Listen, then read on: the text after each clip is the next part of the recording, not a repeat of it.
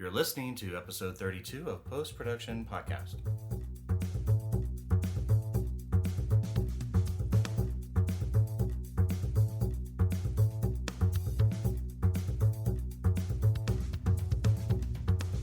Hello and welcome, all you amazing people out there, to the Post Production Podcast. Thank you for joining us as we talk about the latest in movie, TVs, and trailers.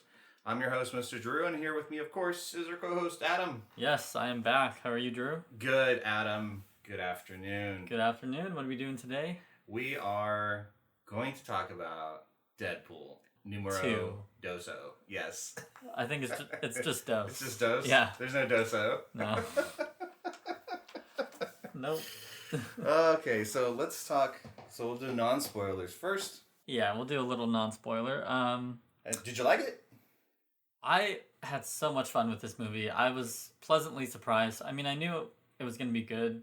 I knew that I was going to like it, and I don't know. I didn't know what to expect. I just knew that I liked the trailers. I liked Deadpool, so I was just kind of along for the ride, and it didn't disappoint. I think it's actually better than the first one. What did you think? I liked it. I liked it a lot. I think I liked the first one a little bit better. Just because I just had some kind of little nitpicky issues with it. But I mean, it's definitely, this is a comic book movie in every sense of that phrase and that definition.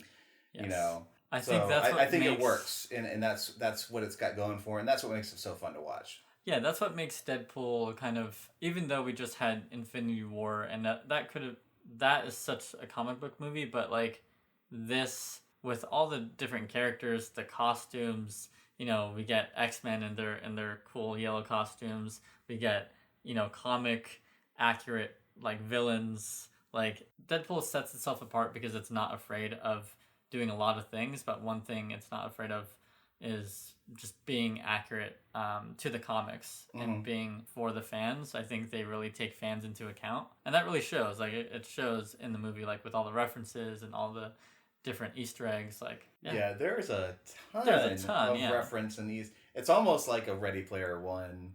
Yeah, smorgasbord of just just every scene everywhere. Yeah, and just the different references and the versatility you can do with Deadpool because he has that mask on. So you can make, even though this filmed like a year ago, you can still, dub over some more, some better references, right? So like, he calls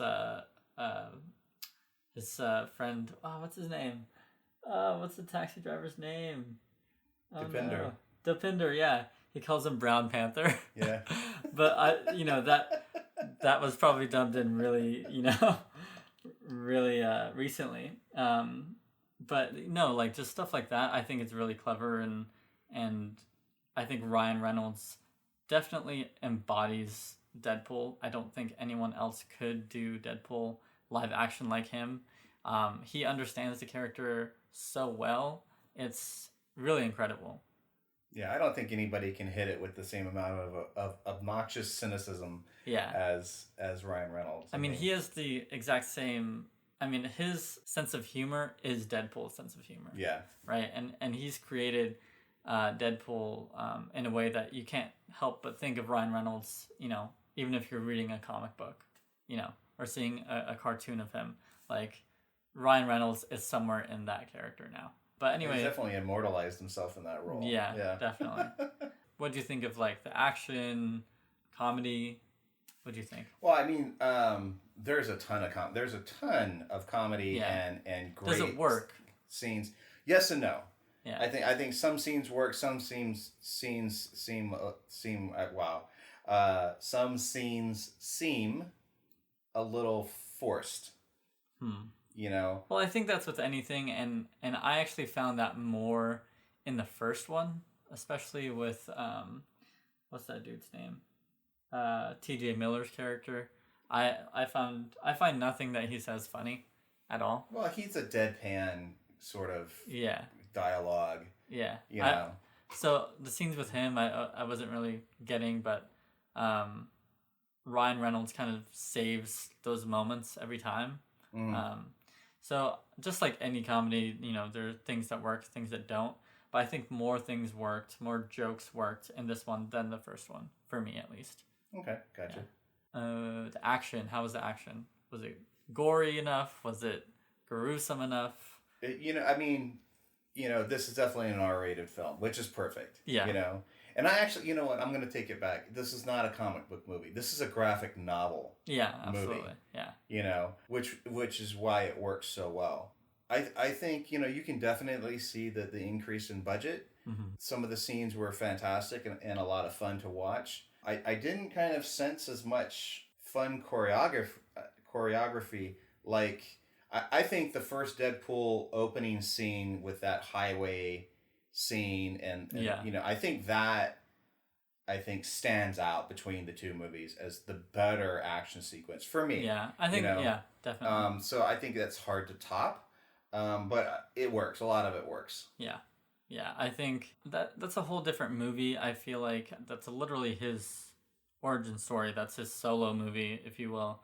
This is more of a team-up movie. Yeah. There are a lot of characters in this movie, and you kind of have to navigate that. So, I mean, I definitely agree. Like, there's no highway sequence.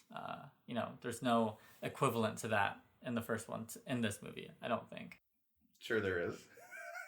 Well, not from a Deadpool. Well, yeah. I think, like I said, it's a team movie. So that final act. Okay. It's That's true. That's a great sequence. Yeah.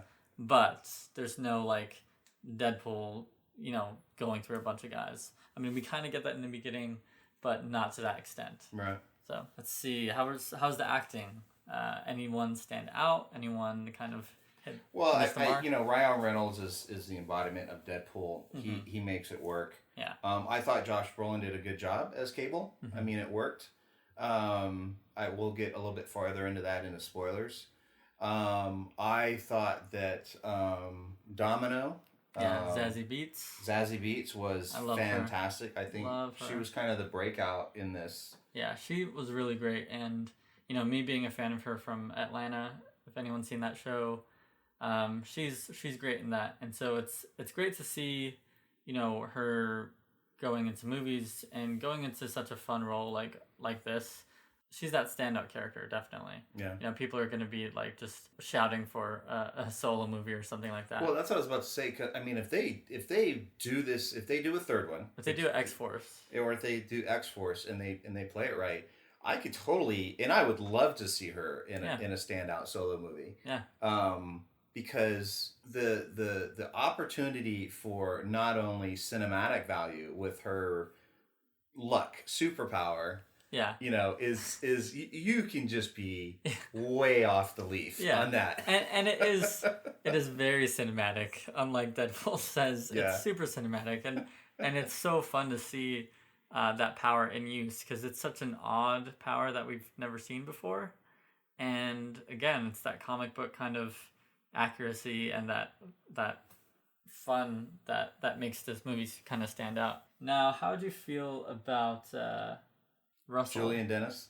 Yeah, Russell. What's his Fire Fist. Fire Fist. Yeah, Fire there Fist. we go. Yeah. How'd you feel about him, the kid? Didn't like him. Really? Didn't like him at all. Really? Why? I don't know. It just. You have to give me a reason. His accent didn't work for me. That's his accent, though. No, I get that, but it just didn't. It seemed so out of place. I don't know why. It just ticked the box. I was just like, okay, this is driving me. This is just irking me a little bit. That's very strange. But I think it was a combination with that and some of his dialogue and almost the kind of and I'm gonna go off on this in spoilers. It just felt way over the top. I think on some of his scenes. I think we'll have to go into that. Yeah, I can't go any farther with that without spoiling it. At least for me, I think he did really well. I think that I really enjoyed his performance and I enjoyed his kind of character arc with his character and the storyline that they have to kind of go through. I think he did a really, really great job. I don't know how many movies he's done. I know he's from Hunt for the Wilder People, which is a Taika Waititi movie, which I've heard is either really good or whatever. So I've heard it's a fantastic movie, but I think it has a particular crowd. Yeah, exactly. Just like a lot of Taika Waititi, films. I think he did really well in this movie, and I enjoyed him. I enjoyed his kind of back and forth with Ryan Reynolds. I think it worked, and I didn't have a problem. So, what did you think of the I guess the story arc? I thought it was really well done. I was actually very surprised by how kind of emotional this movie was. Like, you're giving me a face. I don't see how you don't think it's emotional. I don't think I connected in that way with the film. That's weird. Yeah, I don't know. Maybe my heartstrings are just a little too cold to pluck from this perspective, but yeah. What heartstrings? Yeah, definitely. Yeah, it's okay. But I mean, X-Force, did they work for you? Yeah. There we go. Well. That's all you have to say. The way X-Force was put together and some of the scenes with that were brilliant, and I can't wait to see how this evolves in the future. Yeah. And I gotta shout out to the directors and the casting of this movie, because the cameos were just phenomenal. They were.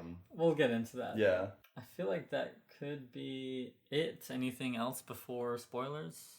Is this a repeatable movie for you? Yeah, I actually want to go see it again. Okay. Because I had such a good time with it. I had a genuinely fun time. It was just fun to see, such comic book accurate stuff in a movie that's rated R, that has some gruesome scenes and some, crazy comedy. Like, all of that was just so... It's a perfect recipe for me. I'm not into a lot of like crude like comedy movies. Like, I'm not going to see those comedies, but in this format, in a character that I love, in a genre that I love, it works really well. There you go. Yeah. Right on. Anything else? You good? No, let's get into the juicy meat, juicy, grindy marrow of the bone. Okay, great. Good. Spoilers. Okay. Okay. So really, what did you think of how I said it was emotional at parts? I don't think it worked.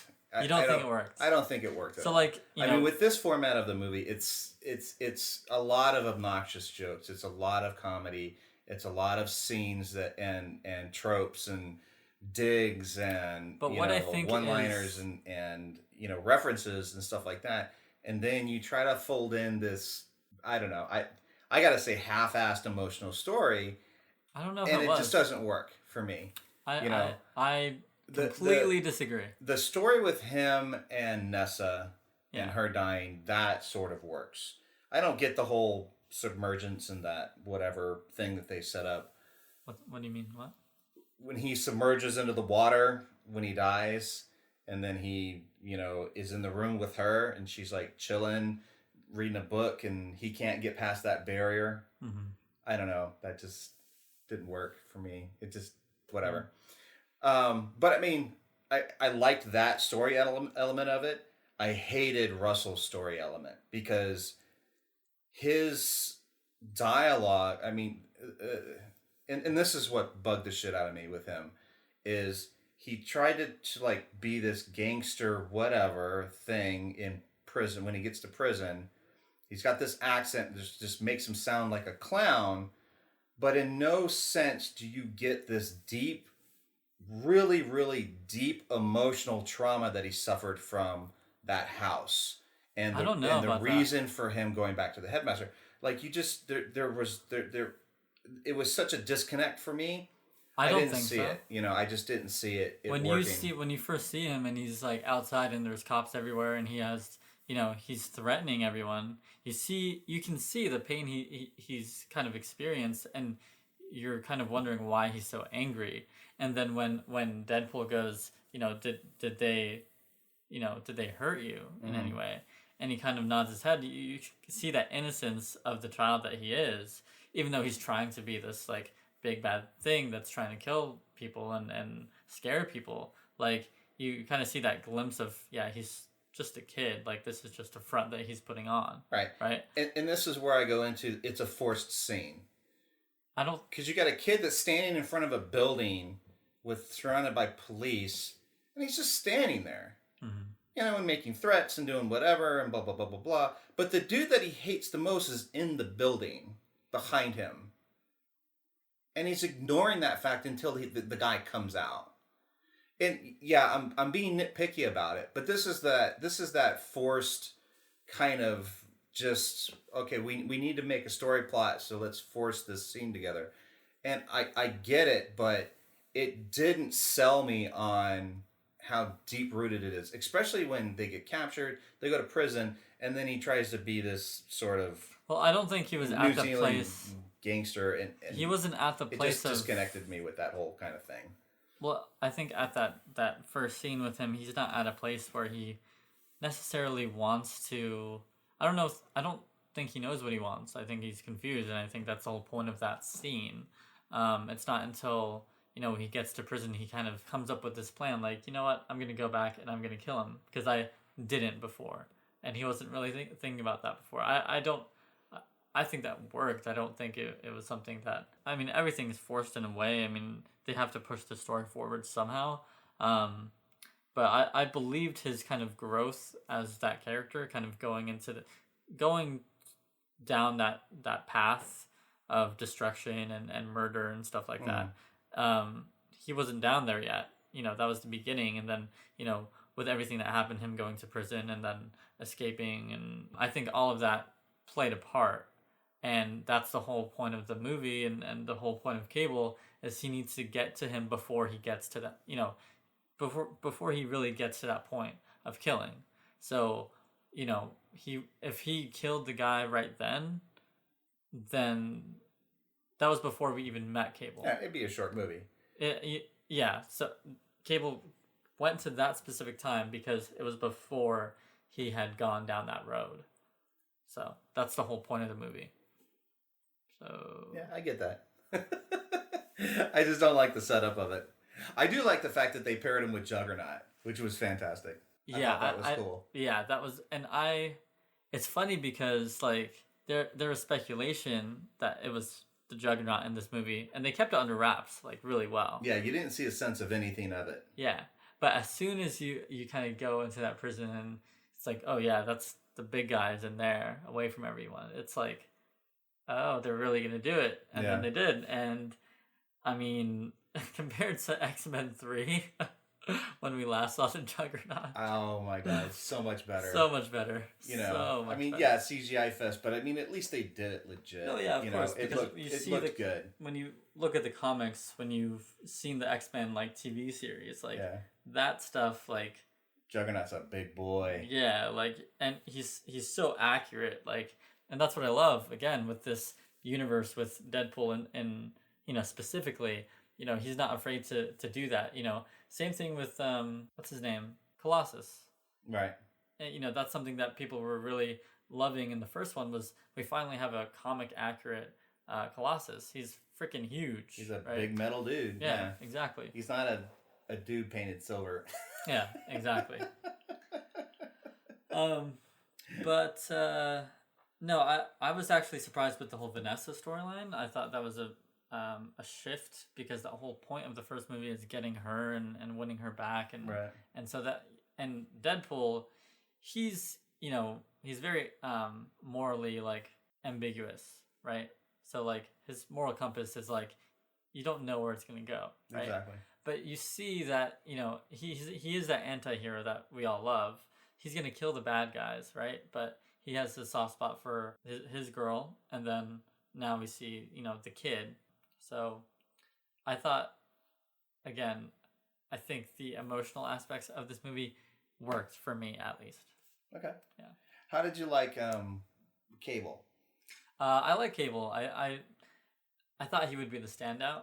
Uh-huh. He's just not. He's not at all. He's good.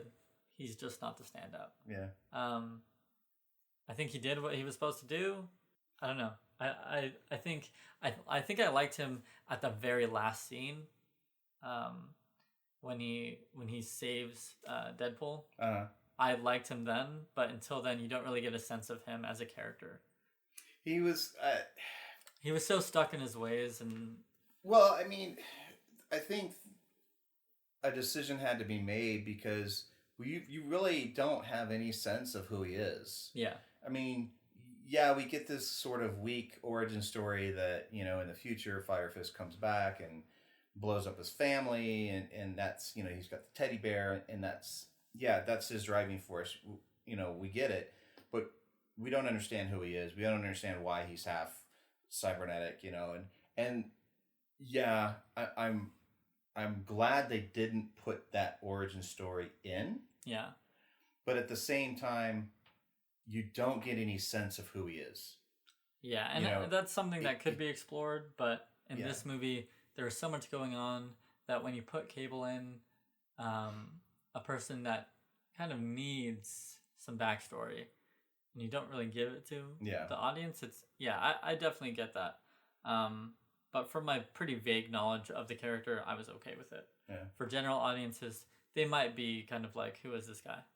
And I get that. Yeah, I was a little disappointed in I mean, I like Josh Brolin, but, you know, and I mentioned this earlier to you, I thought that Thanos was a better character with Brolin than I think this Cable was. And it's like, and it's weird in that sense. I don't know if it's the characterizations of the two different characters, but, you know, I think Thanos does have an emotional arc to him, whereas I don't know if Cable really does. Yeah. So I think that's where the kind of disconnect is. But as far as like cameos and X-Force, I think we have to talk about that because it's one of the best sequences in the movie.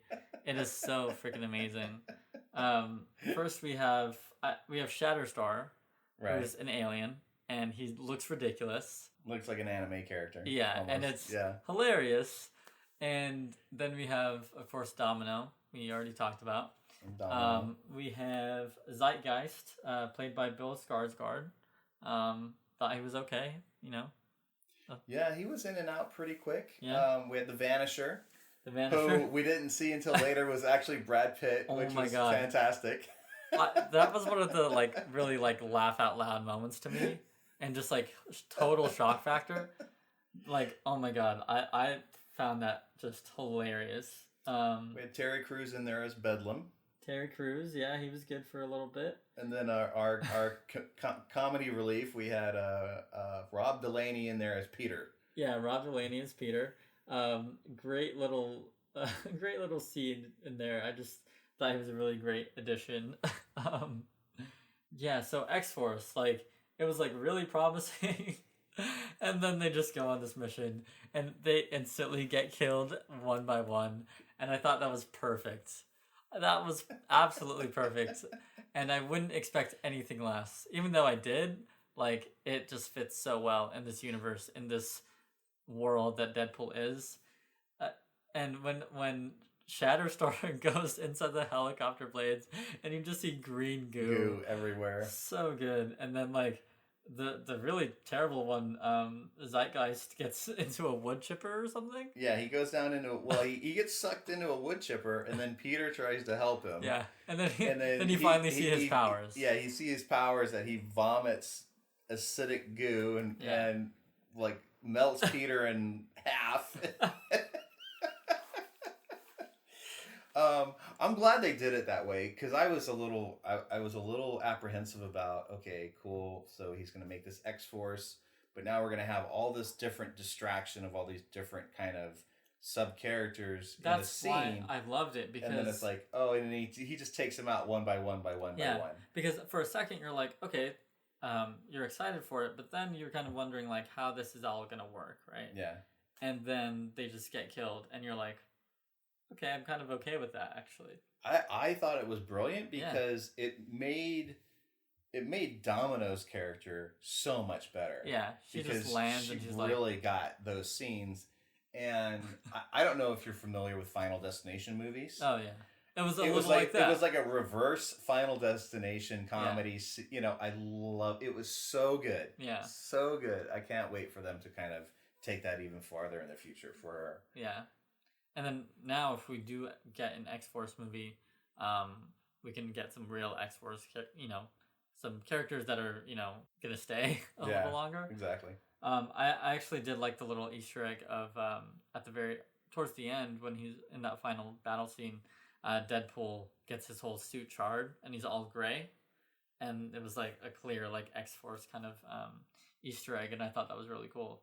But I mean, talking about that last scene, I'm glad we got the addition of Colossus and Negasonic Teenage Warhead in that last scene.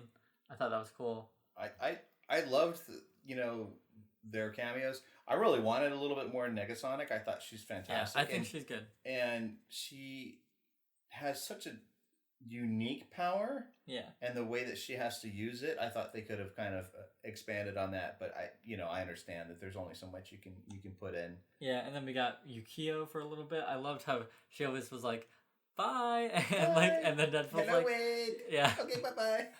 I love that. And I totally forgot about one of the best cameos of all, when he's at the X Mansion, and he's like, "Why are you guys the only two I ever see in this thing? Like, this mansion is so huge. Like, the studio can't afford anyone else." And you just see Beast and Professor Xavier, and I think Nightcrawler was in there, and what's his name? They're all in Quicksilver. there. Yeah, they're all in there. Yeah. And he just closes the door.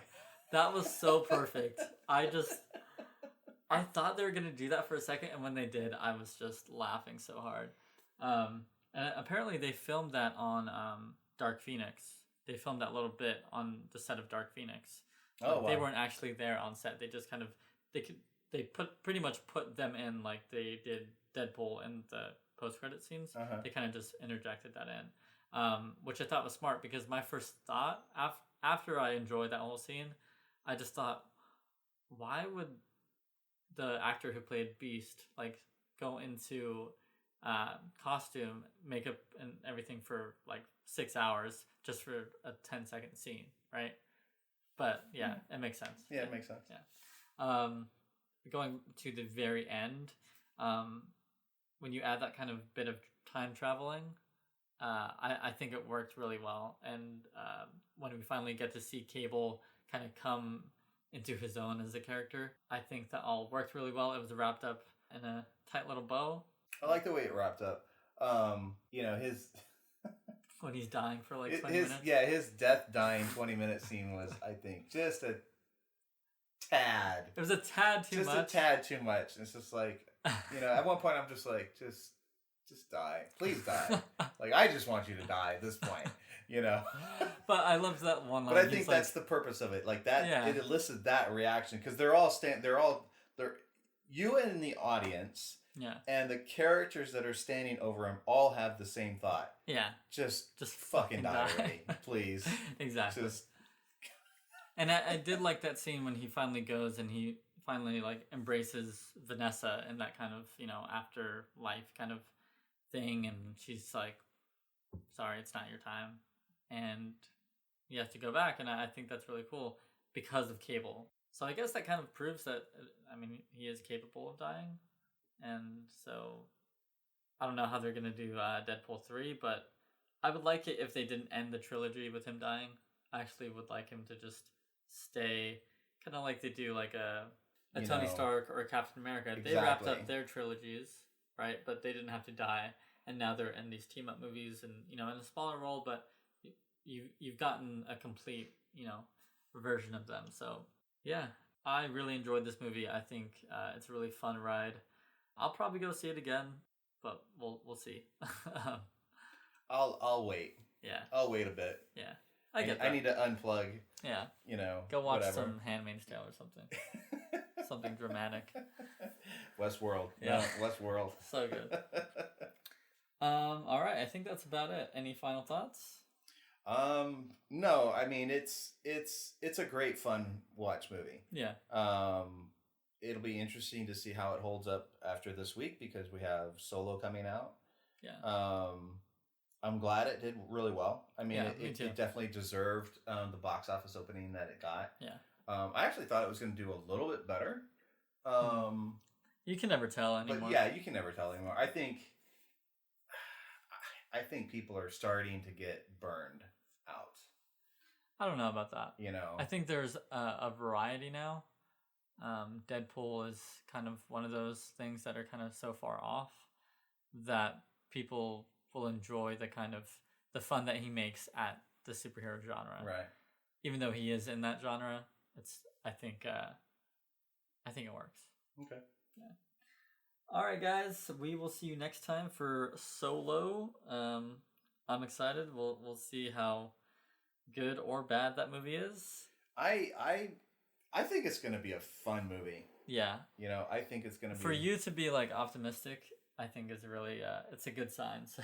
Yeah. I mean, all the different previews that I mean, the first preview from way back when, you're just going, wait, what? But... I like the first preview, but I think they've gotten better. Yeah. I'm actually really looking forward to Chewbacca. Yeah, I've heard that he has a good, like, arc. Like, he's a real character in this one. Yeah. So I think that's...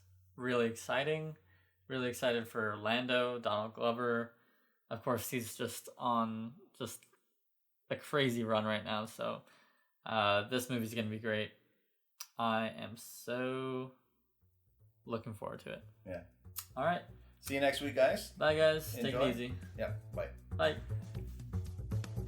Thank you all so much for listening to Post Production Podcast. If you'd like to reach the show, you can email us any questions or comments at postproductionpod@gmail.com. You can also follow us on Twitter and Instagram. All those links are in the description below. And if you like this podcast, hit that subscribe button and let us know by leaving a rating and review on iTunes. We would really appreciate it. See you guys next time.